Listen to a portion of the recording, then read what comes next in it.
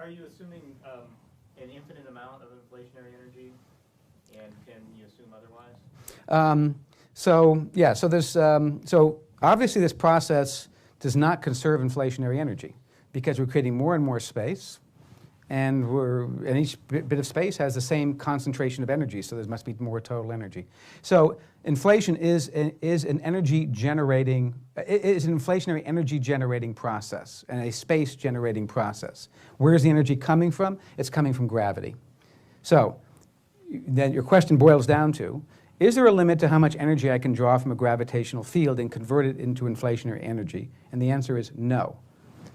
There's something special about gravity, which we all should have learned in school, but never did. I mean, I try to teach it to my students now, but it's a very basic fact, which is all the other forms of energy we know have a bottom to them. If you draw the energy down, they eventually hit zero, or some minimum where you can't go below it. It's not true for gravity. Gravity is the unique form of energy which is bottomless.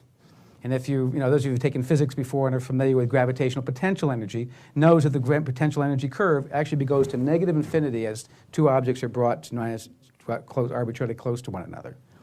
So if you can find some way of tapping that energy without continuously, there's no end to how much you can do it. And inflation happens to be a mechanism which does it automatically.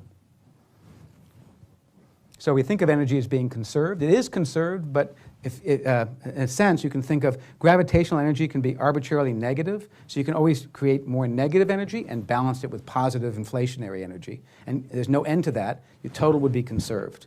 Whereas other energies are in some sense positive, and so you can't draw them to create an infinite amount of them.